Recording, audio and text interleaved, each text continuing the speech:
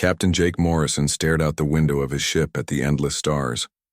3 years had passed since the EFS Horizon left Earth on what was supposed to be a simple exploration mission. 3 years without any word from home. The communication systems had been dead for months now, blocked by solar storms that made long-distance signals impossible. Jake rubbed his tired eyes and walked down the narrow hallway of his ship. The Horizon was not a big vessel, but it was home to him and his 4 crew members. They had been traveling through the outer rim, mapping new star systems and looking for planets that might support life.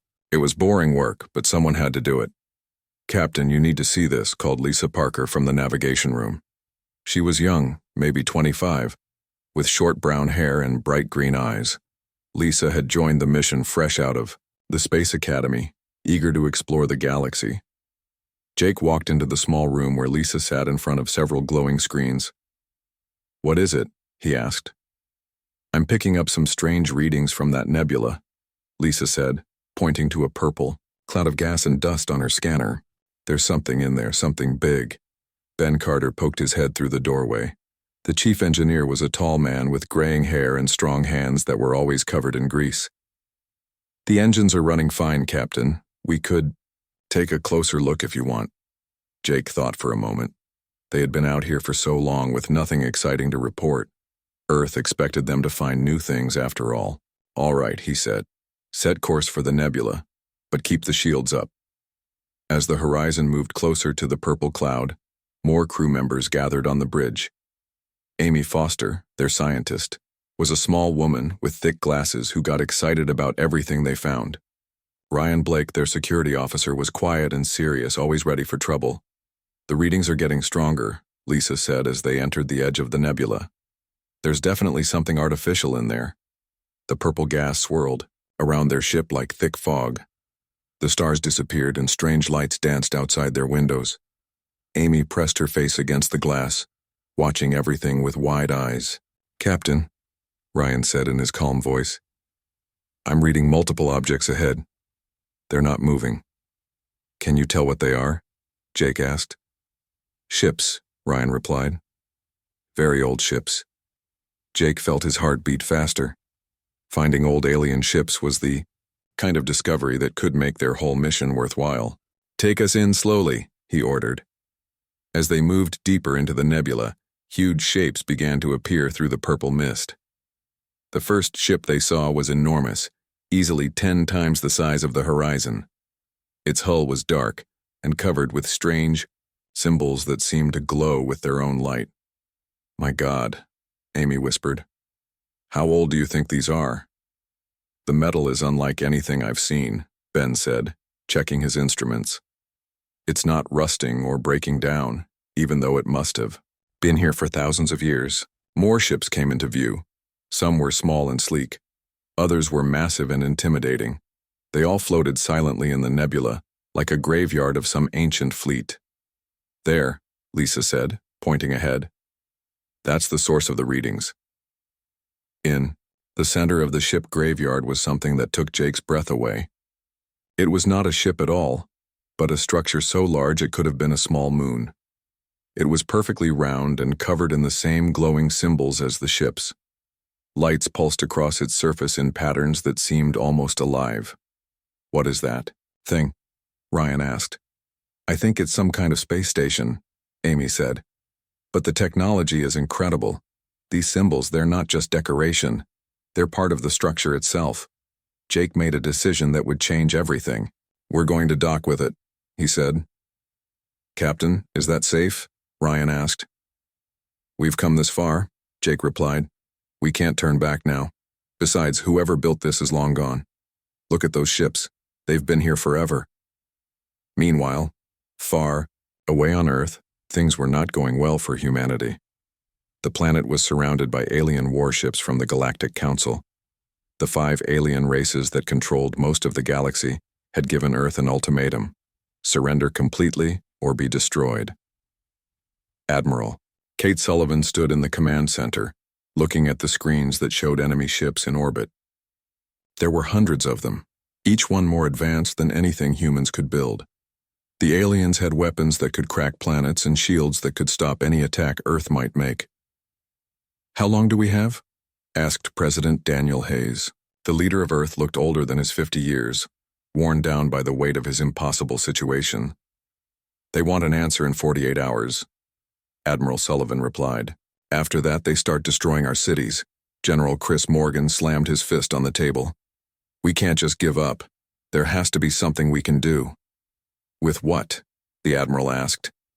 "Our best ships are toys compared to theirs. We've been isolated from the galaxy for decades. While we were exploring and trying to be peaceful, they were building weapons we can't even understand." Dr. Helen Price, the President's science advisor, looked up from her reports. "What about our exploration ships? Are any of them still out there?" "Most came back when the crisis started," Admiral Sullivan said. "But we lost contact with the horizon 3 years ago. They're probably dead." The President walked to the window and looked up at the alien ships hanging in Earth's sky like dark clouds. The 5 races of the Galactic Council each brought their own style of terror. The Zephyrians could read minds and control thoughts. The Vorthak were made of living crystal and could not be killed by normal weapons. The Luminals were beings of pure energy who could drain the power from entire cities.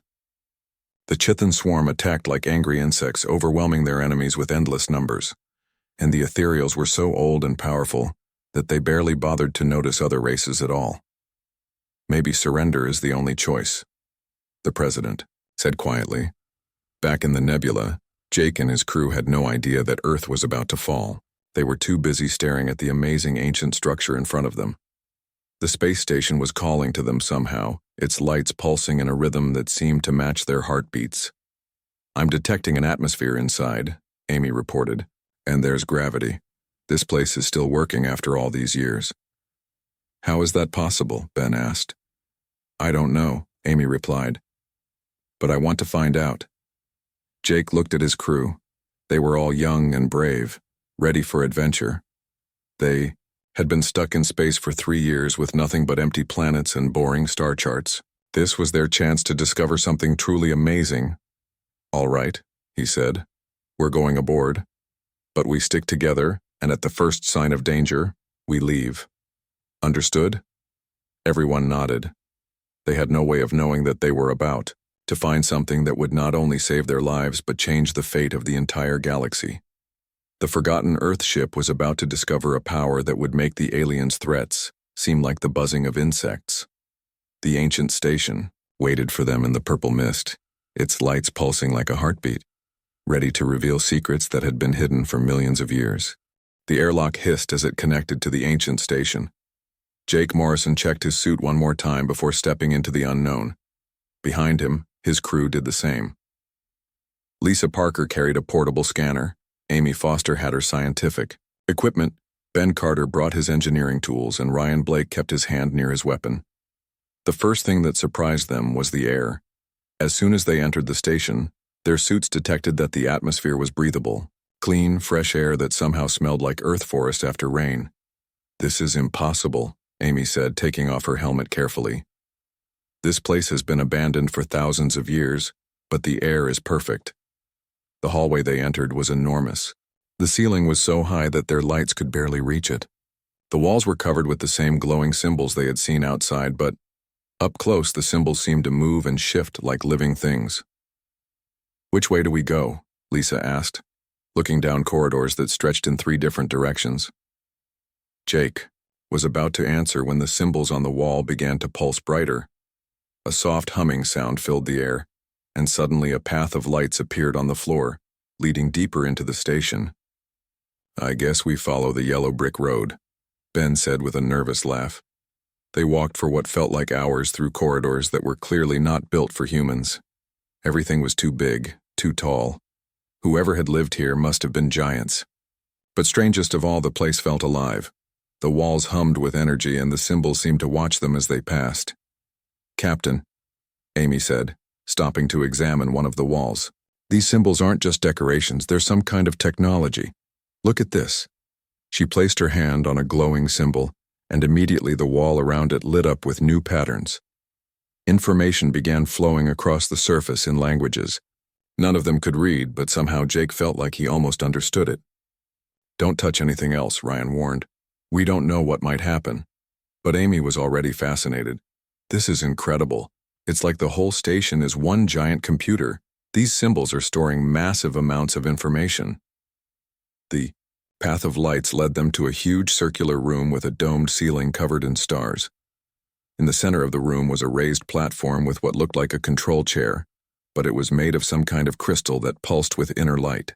"Now that's interesting," Ben said, walking around the platform. "This whole room is powered by something I can't identify. The energy readings are off the charts." Jake approached the crystal chair carefully. As he got closer, the symbols around the room began to glow brighter, and he heard something that made his heart stop. Voices.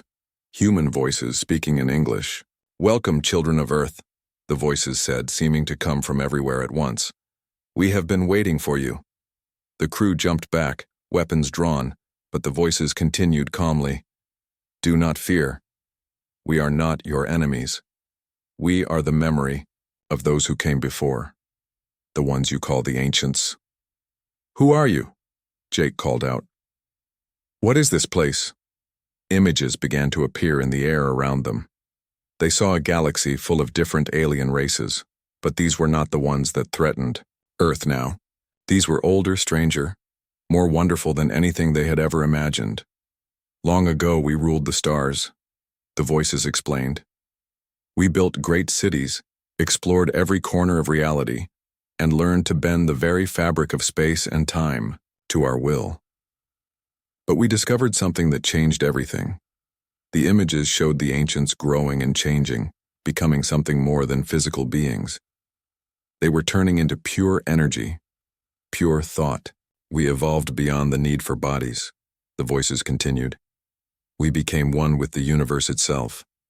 But before we left this reality, we built these stations as tests to find those who might be worthy to inherit what we left behind." Amy stepped forward, her scientific mind buzzing with questions.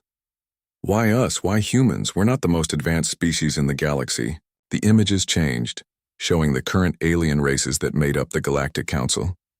The Zephyrians with their cold telepathic minds, the Vorthak with their crystal logic, the Luminols with their pure energy forms, the Chithan with their hive mind, unity, and the ancient Ethereals with their distant superiority.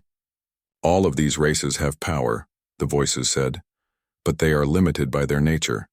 The Zephyrians think only in straight lines. The Vorthak see only patterns. The Luminols understand only energy. The Chithan know only the group, never the individual. The Ethereals have grown so old they no longer care about anything."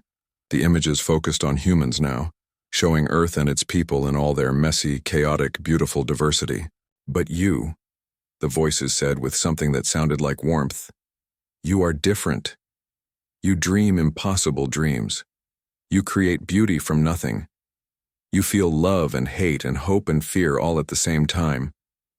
Your minds are chaos, and that chaos is your strength." Jake felt drawn to the crystal chair.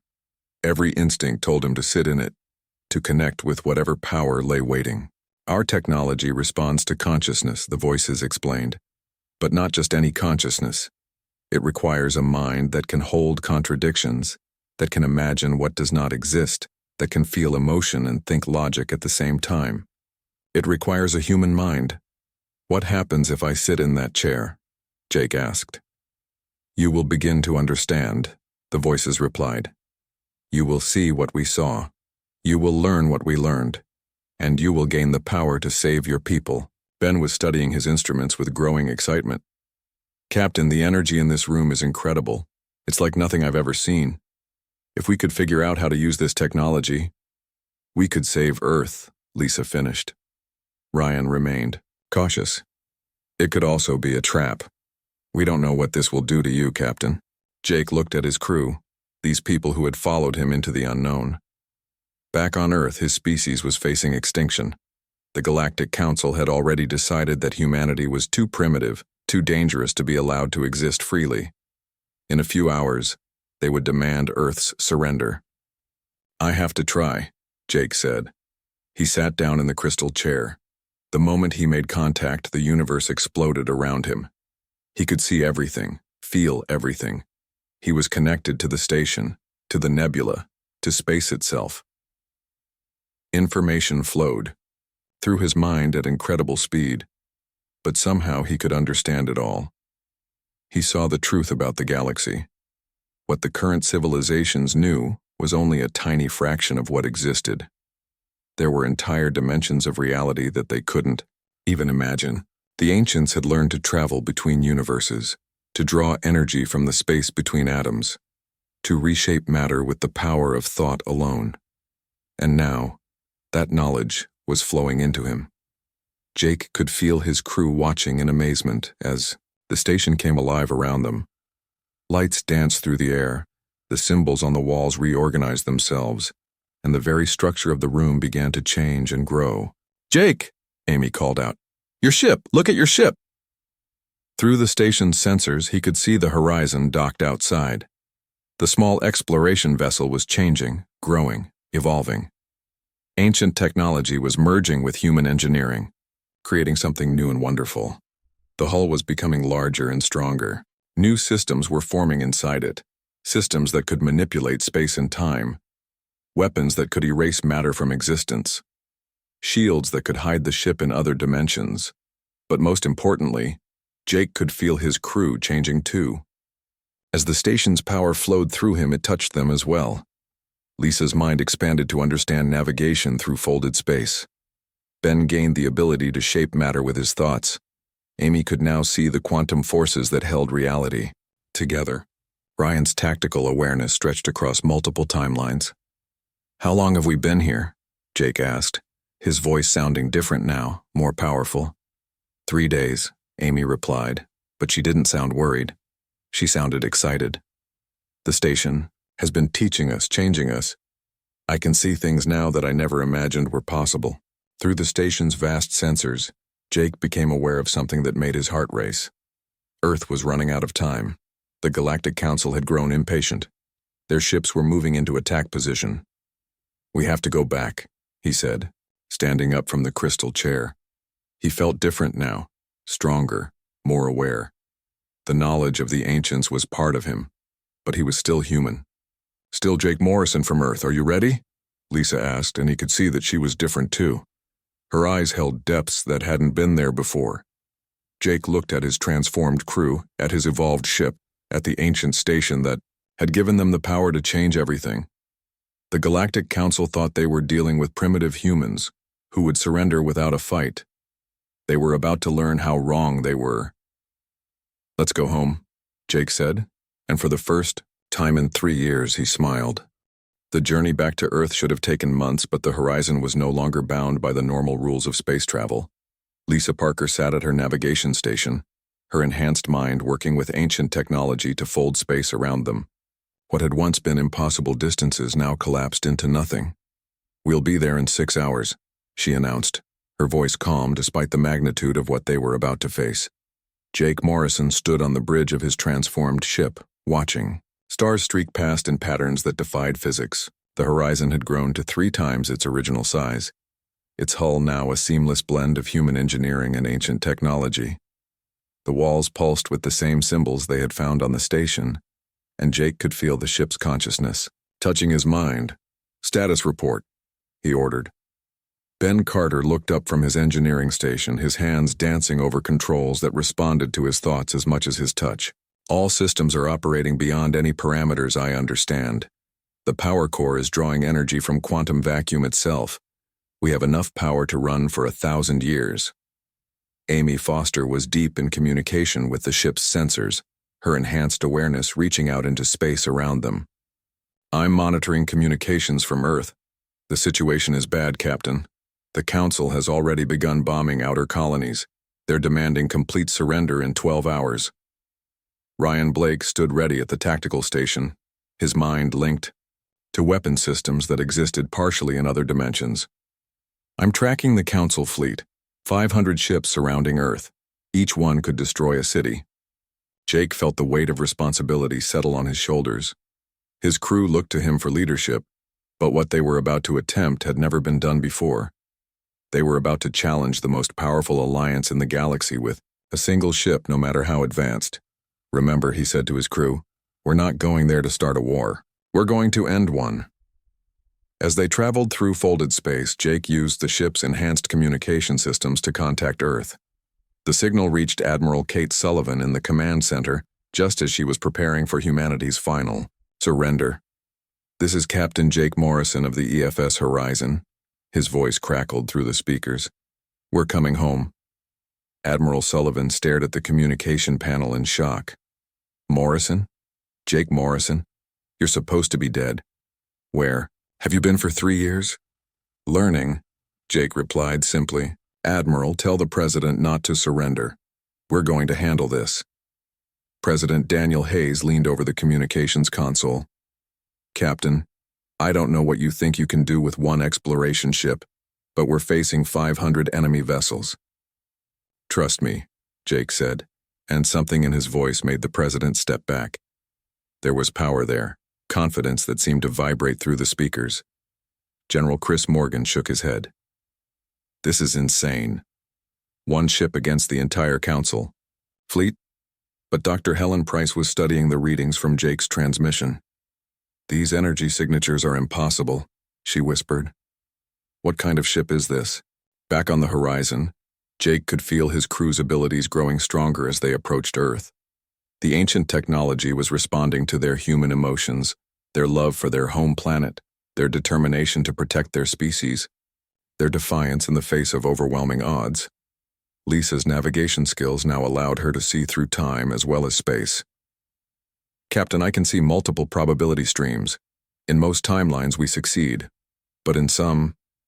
She paused, concentrating. In some, the entire solar system is destroyed. Amy was monitoring the quantum fields around Earth.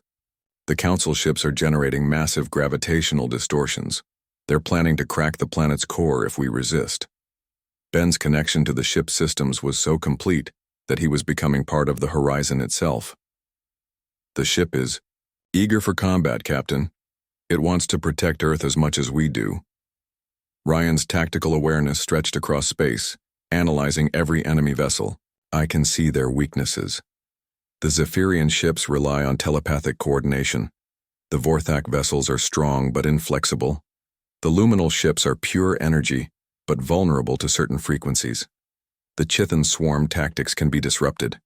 The ethereal ships are powerful but overconfident. And our advantages? Jake asked.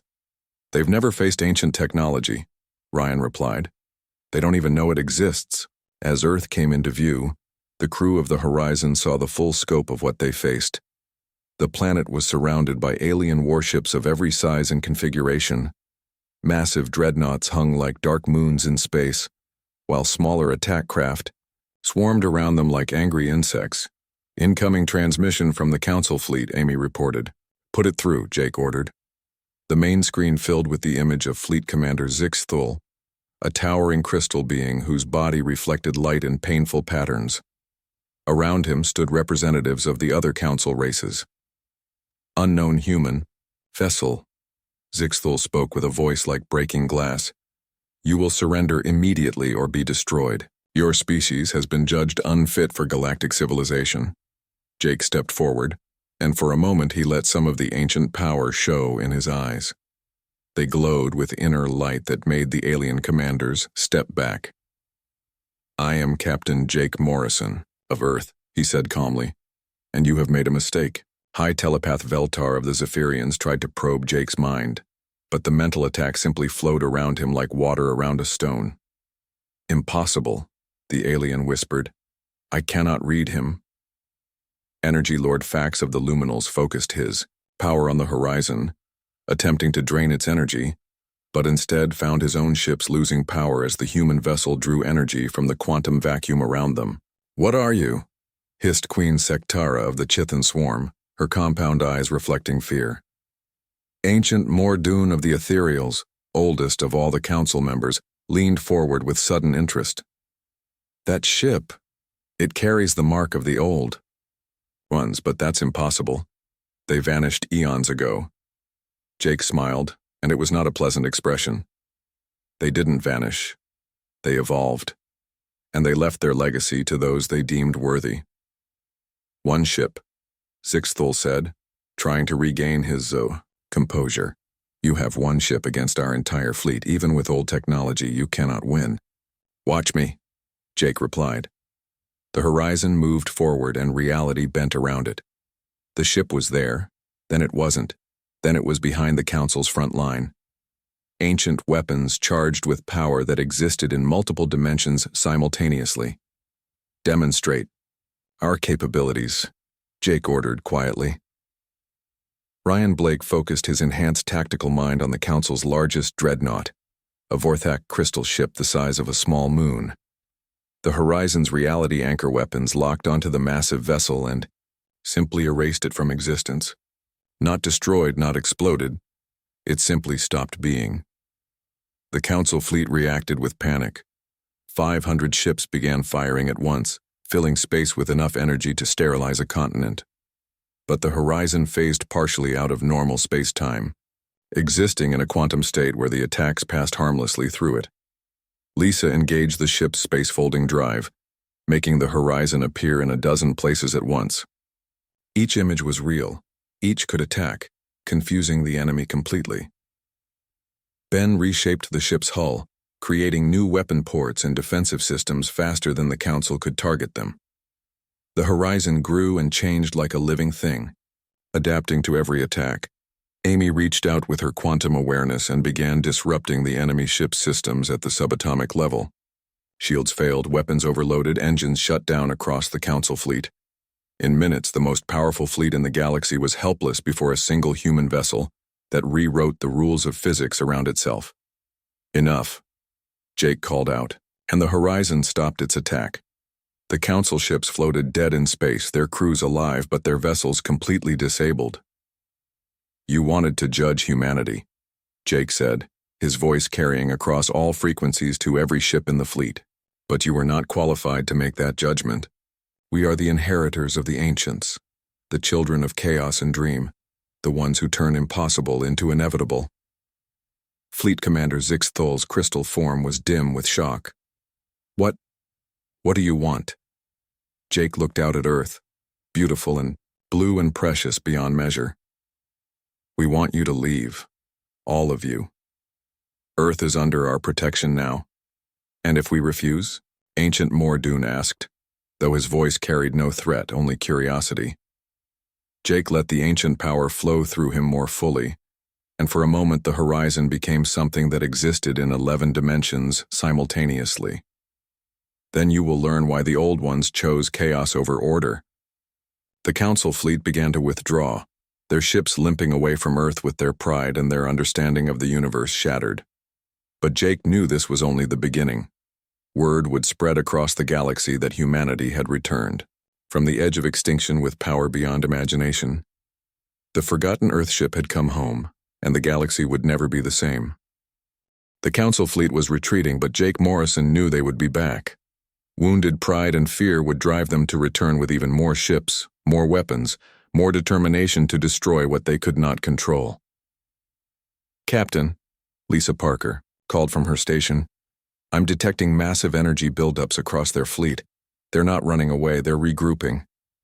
Through the Horizon's enhanced sensors, Jake could see the truth. The 5 alien races were positioning themselves for a final desperate assault.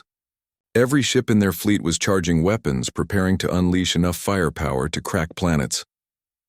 Admiral Kate Sullivan's voice crackled through the communication system from Earth. Captain Morrison, they're powering up some kind of weapon. Our scientists say it could destabilize our sun. Jake felt a cold anger settle in his chest.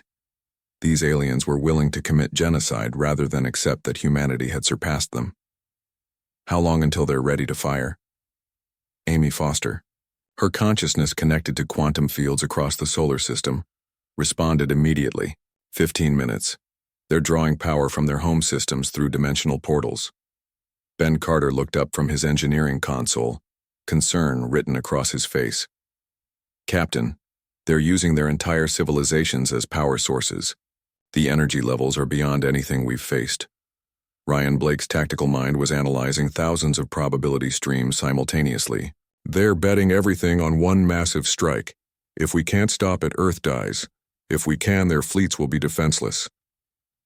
Jake stood in the center of his transformed bridge, feeling the weight of his species' survival pressing down on him. The ancient knowledge flowed through his mind, showing him possibilities, options, consequences. But in the end, the choice was purely human.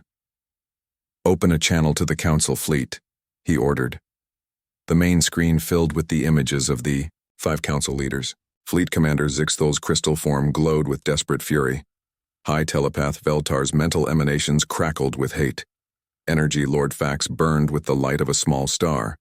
Queen Sectara's compound eyes reflected cold calculation. Ancient Mordun watched with the detached interest of a being billions of years old. "This ends now," Jake said, his voice carrying the authority of the ancients. "Stand down your weapons or face the consequences. You think your one ship can stop the combined might of 5 civilizations?" Zixthol's voice shattered the air like breaking glass. "We are charging our ultimate weapon. In 10 minutes, your star will collapse and your entire system will die. We will not be intimidated by primitives who stumbled onto old technology," Veltar added, his telepathic voice clawing at Jake's mind and finding no purchase. Jake felt his crew's determination flowing through the ship's connection to their consciousness. They were ready to die for Earth, but more than that, they were ready to fight for every human who had ever dreamed of touching the stars. "Lisa," he said quietly, "can you fold space around their entire fleet?" Lisa's enhanced mind reached out, touching the quantum fabric of reality. "Yes, but it will take everything we have. The ship might not survive the strain." "Ben, can you maintain hull integrity while we're manipulating space-time on that scale?" Ben's consciousness merged deeper with the ship's systems. "I can try, Captain, but we'll be pushing ancient technology beyond its designed limits." "Amy, I need you to disrupt their power flow when I give the signal." Amy nodded, her awareness already reaching across dimensions to touch the energy streams connecting the Council ships to their homeworlds. "Ryan, target their command ships. When their formation breaks, we end this." Ryan's tactical systems locked onto 5 targets simultaneously, weapons that existed in multiple dimensions preparing to fire. Jake took a deep breath and let the ancient power flow through him completely. For a moment, he was no longer entirely human. He was a bridge between species, between dimensions, between what was and what could be. "Last chance," he broadcast to the Council fleet. "Withdraw now." "Die, primitive," Zixthol screamed and gave the order to fire. The Council's ultimate weapon activated. Energy from 5 different civilizations, channeled through dimensional portals, focused into a beam that could collapse stars. It lanced toward Earth's sun, carrying the death of an entire solar system. Jake didn't hesitate. Now, the horizon folded space around itself and the Council fleet, creating a pocket universe where the laws of physics bent to human will. The star-killing beam struck the folded space and reflected back on itself, creating a feedback loop that traced back to its source. Amy disrupted the power flow at the moment of maximum feedback. The dimensional portals connecting the Council ships to their homeworlds overloaded and snapped shut, trapping the alien fleet in the pocket dimension with their own reflected weapon. Lisa's navigation system screamed warnings as she held the spacefold stable. Blood ran from her nose as her enhanced mind pushed beyond human limits. Ben felt the ship's hull beginning to buckle under impossible stresses. The ancient materials were strong, but they were designed for normal space, not the twisted reality they had created. Ryan fired at the 5 command ships while their defenses were overwhelmed by the feedback surge. Ancient weapons struck Vorthak crystal, Zephyrian telepathic matrices, luminal energy cores, Chithan hive minds, and ethereal quantum processors. But the Council leaders were not destroyed. Instead, something far more devastating happened to them. The ancient weapons didn't kill. They revealed truth. Zixthol's crystal form cracked as he suddenly understood how small and limited his people's view of the universe had been. The Vorthak had thought themselves the ultimate expression of order, but now he saw the beautiful chaos that existed beyond their rigid patterns. Veltar's telepathic abilities expanded beyond his control, and he felt every mind in the galaxy at once. The Zephyrian had believed in the supremacy of mental discipline, but now he experienced the wild, uncontrolled creativity of human thought. Fax's energy form began to pulse with new frequencies as he touched the quantum foam that underlay reality. The luminals had mastered energy, but humans had learned to draw power from the spaces between atoms, from the potential energy of nothing itself. Sektara felt her hive mind connection shatter as she experienced individuality for the first time. Each Chithan had been part of the swarm, but now she understood what it meant to be unique, to stand alone and choose your own path. Ancient Mordun, oldest of all the council members, felt time flowing backward as he saw the universe through human eyes. The ethereals had lived so long they had forgotten wonder, but humans made every day new with their capacity for hope and growth. "What have you done to us?" Zixthul whispered, his voice filled with awe instead of anger. "We've shown you truth," Jake replied, feeling the strain of maintaining the pocket dimension beginning to tell on his own enhanced body. "You thought you knew everything, but you had only seen one tiny corner of reality." The feedback surge from their own weapon was tearing the council fleet apart. Ships designed for normal space couldn't handle the twisted physics of the pocket dimension. They were breaking down at the molecular level. "We surrender," Ancient Mordun said suddenly, his ancient voice carrying across all frequencies. "We yield to the inheritors of the old ones." "The war is over," Jake broadcast to all. "Ships, return to your homes. Rebuild, learn, grow, and remember that the universe is bigger than any one species' understanding of it." Lisa collapsed the space fold with a gasp of effort that sent her unconscious to the deck. The council fleet found themselves back in normal space, their ships crippled but their crews alive. They began the long journey home, no longer conquerors, but pilgrims seeking new understanding. The horizon limped back toward Earth, its hull scarred by forces that shouldn't exist. Ben worked frantically to keep the ship together while Amy tended to Lisa's unconscious form. "Is it over?" Ryan asked, his tactical systems finally showing empty space around Earth. Jake slumped into his captain's chair, feeling more human than he had since touching the ancient technology. "This battle is over, but something bigger is just beginning." On Earth, President Daniel Hayes watched the alien fleet disappear into the distance. "What happens now?" he asked Admiral Sullivan. The Admiral looked at the readings from the horizon, this impossible ship that had saved their world. "Now we learn," she said. "We learn what it means to be the inheritors of the ancients." In space, Jake Morrison looked out at the stars and wondered what other civilizations were out there, what other challenges humanity would face. The forgotten Earth ship had come home, but their real journey was just beginning. The galaxy was vast, full of wonders and dangers that no one species could handle alone. But humans were no longer alone. They carried the legacy of the ancients, and they would use that power not to conquer, but to explore, to protect, and to show other species that the universe was far more amazing than any of them had ever imagined. 6 months after the battle that saved Earth, Captain Jake Morrison stood in a place that would have been impossible to imagine before his crew found the ancient station. The horizon hung in orbit around a planet that existed in 7 dimensions, simultaneously, its reality shifting and flowing like water made of starlight. "Another one," Amy Foster said from her science station, her enhanced awareness touching the quantum structures around them. "This makes 12 ancient installations we've found. Each one contains knowledge that could change everything." Jake nodded, watching as his transformed ship began to interface with the alien structure. The horizon had continued to evolve since their return to Earth, growing larger and more complex as it learned from each ancient site they discovered. It was no longer just a ship, it was becoming something new, a bridge between human dreams and cosmic reality.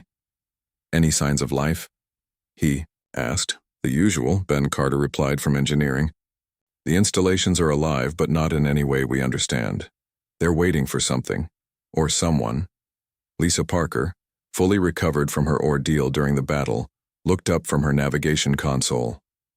"Captain, I'm detecting visitors approaching Earth. 3 ships, but they're not from the Council races." Through the horizon's enhanced sensors, Jake could see the approaching vessels. They were beautiful things, made of materials that shifted between solid matter and pure energy. As they drew closer, he recognized the design patterns from the ancient memories stored in his enhanced mind. "Those are ethereal ships," he said with surprise. "But not the old Council ethereals. These are different." Ryan Blake's tactical systems confirmed it. No weapons, no shields. They're broadcasting peaceful intentions on all frequencies. The lead ship opened a communication channel, and the being who appeared on screen was unlike the ancient, tired council members they had faced. This ethereal glowed with renewed energy, its form shifting between states of matter as it spoke. "Greetings, inheritors," the being said, its voice carrying harmonics that touched Jake's enhanced consciousness. "I am Renewal of Wonder, speaking for those who remember what we once were. We come seeking knowledge, not conquest." Jake smiled. In the months since the battle, word had spread across the galaxy about humanity's inheritance of ancient technology. But instead of bringing new enemies, it had brought something unexpected: hope. "Welcome," Jake replied. "What do you wish to know?" "How to dream again," Renewal of Wonder said simply. "We ethereals lived so long that we forgot how to imagine new possibilities.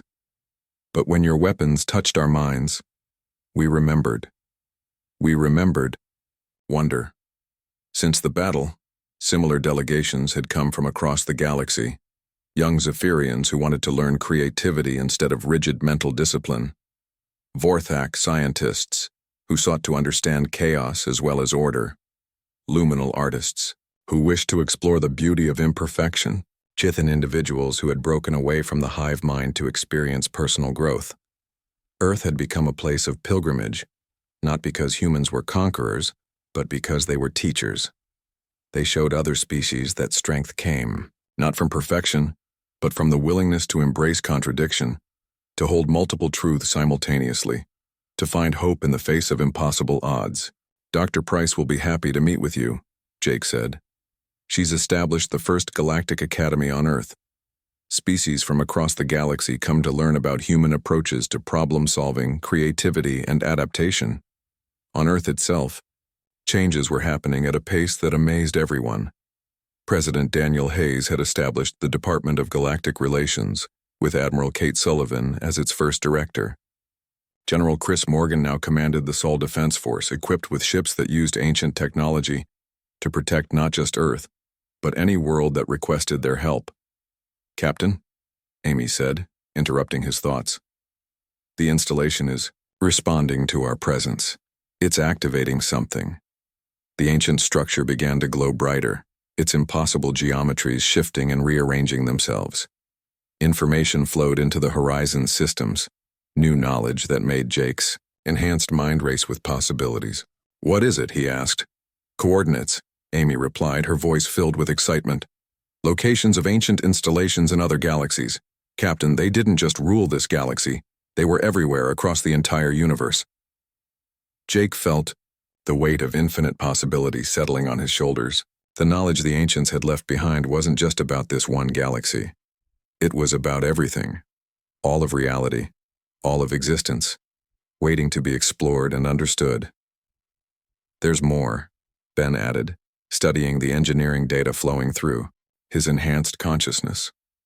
"These installations aren't just repositories of knowledge, they're seeds. They're designed to help species evolve, to guide them toward something greater." The ancients didn't just transcend, Lisa realized, her enhanced navigation abilities letting her see patterns across space and time. They're still guiding evolution across the universe. Every species that proves worthy gets access to the next level of knowledge.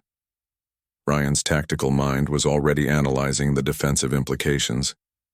If there are hostile species in other galaxies, species that might threaten Earth, then we'll be ready, Jake said firmly. But not as conquerors, as protectors, as teachers, as bridges between what is and what could be. A new transmission came through from Earth. President Hayes appeared on screen looking older but more hopeful than he had during the dark days of the Council's ultimatum. "Captain Morrison," the President said, "I wanted you to know that the Galactic Peace Accords have been signed. All 5 Council races have agreed to the new structure. No more domination, no more subjugation. just cooperation and mutual growth. Jake smiled. The idea had been Amy's. Instead of replacing the old power structure with a human-dominated one, they had proposed something revolutionary. A galaxy where species work together, sharing knowledge and resources, protecting the weak and nurturing the young civilizations that were just beginning to reach for the stars. There's something else, the president continued. We've been contacted by species from the neighboring galaxy. They've heard about what happened here, about the changes we've made. They want to learn. Through the enhanced connection he shared with his crew, Jake felt their emotions. Excitement from Amy at the prospect of new scientific discoveries. Satisfaction from Ben at the thought of building bridges between different technologies. Wonder from Lisa at the idea of navigating between galaxies. Determination from Ryan to protect the innocent across the universe. Set course for home, Jake ordered. We have a lot of work to do. As the horizon folded space around itself and began the journey back to Earth, Jake thought about how much had changed since they first entered that purple nebula. They had left Earth as a forgotten exploration ship, written off as lost and probably dead. They were returning as something new, not just humans enhanced with ancient technology, but symbols of what any species could become if they were willing to embrace their chaotic, creative, contradictory nature. The galaxy was no longer divided between the powerful and the weak. Instead, it was becoming a community of learners, each species contributing their unique perspective to the greater understanding of existence itself. Captain, Amy said softly, I'm detecting signals from other universes. The Ancients network extends beyond our reality into parallel dimensions, alternate timelines, places where the laws of physics work differently. Jake looked out at the stars streaming past their ship and felt a sense of infinite possibility. The forgotten Earthship had returned home, but home was no longer just one planet in one solar system. Home was everywhere that consciousness chose to reach out and touch the impossible. One step at a time, he said, thinking of all the young civilizations out there who might one day be ready to inherit their own portion of the ancient legacy. We'll explore it all eventually. We have time. Lisa laughed from her navigation station. Actually, Captain, we have all the time in the universe. The ancients built their technology to last forever. As Earth came into view, beautiful and blue and precious, Jake Morrison smiled. The forgotten ship had come home, bringing with it not just the salvation of humanity, but the seeds of a new age for all of existence. The universe was vast and full of wonders, and humanity had become its gardeners, helping other species grow into their own unique versions of greatness. It was a good job, Jake thought. The best job in all of creation. The EFS horizon, no longer forgotten but now legendary, settled into orbit around Earth. And across the galaxy, across the universe itself, consciousness reached out to touch consciousness, dreams merged with dreams, and the impossible became inevitable. The age of the ancients was over. The age of infinite possibility had begun.